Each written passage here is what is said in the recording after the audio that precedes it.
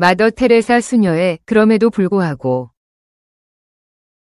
사람들은 때로 믿을 수 없고 앞뒤가 맞지 않고 자기중심적이다. 그럼에도 불구하고 그들을 용서하라. 당신이 친절을 베풀면 사람들은 당신에게 숨은 의도가 있다고 비난할 것이다. 그럼에도 불구하고 친절을 베풀라. 사람들은 약자에게 동정을 베풀면서도 강자만을 따른다. 그럼에도 불구하고 소수의 약자를 위해 싸우라. 당신이 몇 년을 걸려 세운 것이 하룻밤 사이에 무너질 수도 있다. 그럼에도 불구하고 다시 일으켜 세우라. 당신이 가장 최고의 것을 세상과 나누라. 언제나 부족해 보일지라도 그럼에도 불구하고 최고의 것을 세상에 주라. 어떻게 한 작은 수녀가 세상을 움직일 수 있었을까요? 그 거대한 사랑은 사실 아주 사소한 행동에서 시작됐습니다. 지금부터 마더 테레사의 삶을 통해 어떻게 작은 것들이 위대한 힘을 갖게 되는지 그 비밀을 함께 파헤쳐 보겠습니다. 머더 테레사의 모든 것을 딱 한 문장으로 요약한다면 아마 바로 이 말일 거예요. 그녀는 위대한 일이 아니라 큰 사랑으로 한 작은 일에 집중했습니다. 바로 이 철학이 어떻게 세상을 바꿨는지 보여주는 핵심 열쇠죠. 그럼 그 첫 번째 비밀은 뭘까요? 사실 우리 모두가 이미 알고 있는 거예요. 바로 작은 친절이 만들어내는 기적 같은 힘이죠. 생각해보세요. 무거운 짐을 든 분을 잠깐 도와드리는 그 작은 행동 하나가 그 사람의 하루를 완전히 바꿔놓을 수도 있잖아요. 그리고 그 따뜻함이 또 다른 사람에게 번져나가는 경험, 다들 있으시죠? 정말 놀랍게도요, 바로 이 단순한 원리가 20세기의 가장 위대한 인물 중 한 명인 마더 테레사의 삶을 이끈 핵심 원동력이었다는 겁니다. 자, 그렇다면 이 보편적인 작은 친절이라는 걸 평생의 사명으로 삼았던 사람은 과연 어떤 사람이었을까요? 이제 본격적으로 마더 테레사, 바로 그녀의 이야기 속으로 들어가 보시죠. 네, 마더 테레사, 본명은 아니에저 곤제 보야지오라고 해요. 알바니아 출신의 카톨릭 수녀였는데 인도 콜카타의 가장 가난한 빈민가에서 정말 철저하게 소외된 사람들을 돌보는 걸 자신의 소명으로 삼았던 분입니다. 이 타임라인을 한번 쭉 보세요. 그녀의 인생 여정이 정말 한눈에 들어오지 않나요?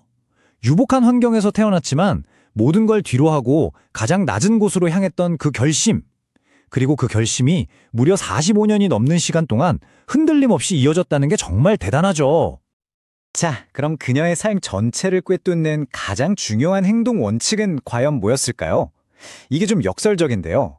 거대한 세상을 바꾸기 위해서 그녀는 오히려 가장 작은 단위에 집중했습니다. 바로 내 눈앞에 있는 단 한 사람이었죠. 이 말 정말 대단하지 않나요?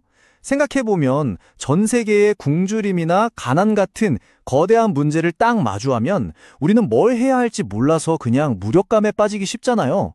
그런데 그녀는 달랐어요.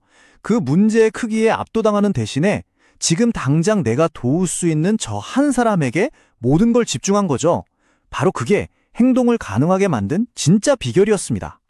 이 한 사람 철학이 실제로 어떻게 작동했는지 아주 잘 보여주는 유명한 일화가 하나 있어요.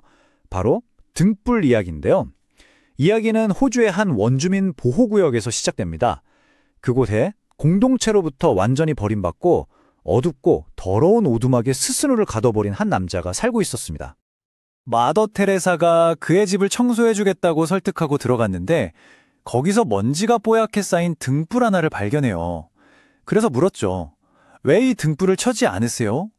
그랬더니 돌아온 대답이 정말 그 남자의 깊은 외로움을 그대로 보여주는 한마디였어요. 누굴 위해서요? 아무도 저한테 오지 않는데요. 자, 이 상황에서 그녀는 무슨 거창한 해결책을 내놓지 않았어요. 대신 아주 작고 하지만 꾸준한 약속 하나를 합니다. 저희 수녀들이 매일 저녁 당신을 찾아올게요 라는 약속이었죠. 그리고 정말로 2년이라는 시간이 흘렀습니다. 이게 바로 2년 후에 그 남자가 보낸 메시지입니다. 내 친구한테 전해주세요. 그가 나의 삶에 켠 빛은 아직도 빛나고 있다고. 와, 이 한 문장에 정말 모든 게 다 담겨 있지 않나요? 한 사람을 향한 그 작고 꾸준한 관심이 결국 한 영혼의 어둠을 밝히는 등불이 된 바로 그 순간입니다. 그녀의 철학이 현실에서 얼마나 강력하게 작동하는지 이보다 더 잘 보여줄 수는 없을 거예요. 그렇다면 그녀의 이런 모든 행동들은 과연 어디에서 나온 걸까요? 그 뿌리를 따라가 보면 겸손이라는 더 깊은 덕목과 만나게 됩니다. 흔히 겸손이라고 하면 뭔가 나약한 걸 떠올리기 쉬운데 그녀가 말한 겸손은 전혀 다른 거였어요. 다른 사람의 필요에 너무나도 집중한 나머지 나 자신을 내세우거나 잘난 척할 시간조차 없는 상태를 의미했던 거죠. 그러니까 나 자신보다 다른 사람에게 온전히 집중하는 그 힘, 그게 바로 그녀가 말한 겸손의 진짜 의미였습니다. 자, 여기서 정말 흥미로운 건요. 그녀가 이 겸손이라는 추상적인 개념을 그냥 좋은 말로 끝낸 게 아니라는 거예요. 이렇게 구체적인 행동 지침으로 제시했다는 거죠. 한번 보세요. 특히 4번. 내가 옳더라도 논쟁에서 져주기. 와, 이거 우리에겐 정말 큰 도전이잖아요. 이런 지침들을 보면 겸손이라는 게 그냥 마음만 착하게 먹는 게 아니라 매 순간 의식적으로 선택하고 실천해야 하는 문제라는 걸 알 수 있습니다. 자, 이제 그녀의 지혜 중에서 어쩌면 가장 어렵고 또 가장 강력한 부분으로 넘어가 보려고 합니다. 바로 세상이 우리를 아무리 실망시켜도 그럼에도 불구하고 사랑을 선택하는 것에 대한 이야기입니다. 먼저 그녀는 현실을 아주 냉정하게 바라봅니다. 사람들은 때로 믿을 수 없고 자기 중심적이다. 그렇죠. 하지만 그녀의 대답은 언제나 하나였습니다. 그럼에도 불구하고 그들을 용서하라. 또 이런 순간도 있죠. 내가 베푼 친절이 오히려 오해를 사고 저해가 있을 거라고 비난받을 때. 그럴 때도 그녀는 말합니다. 그럼에도 불구하고 친절을 베풀라. 어쩌면 가장 절망적인 순간일지도 몰라요. 내가 몇 년을 걸려서 힘들게 쌓아올린 모든 것이 하룻밤 사이에 무너져 내릴 때. 그 순간에도 그녀의 메시지는 단호합니다. 그럼에도 불구하고 다시 일으켜 세우라. 이 계속해서 반복되는 그럼에도 불구하고라는 말, 이게 바로 결과가 어떻든 상관없이 행동 그 자체에 모든 의미를 두는 그녀의 신념을 가장 잘 보여주는 말일 겁니다. 결국 모든 이야기는 이 한 문장으로 모아집니다. 진정한 사랑은 계산하지 않습니다. 그저 줄 뿐입니다. 보답을 기대하거나 손익을 따지는 게 아니라 그냥 그저 주는 행위 그 자체에 모든 의미를 두는 것. 이게 그녀가 평생을 통해 보여준 사랑의 본질이었죠.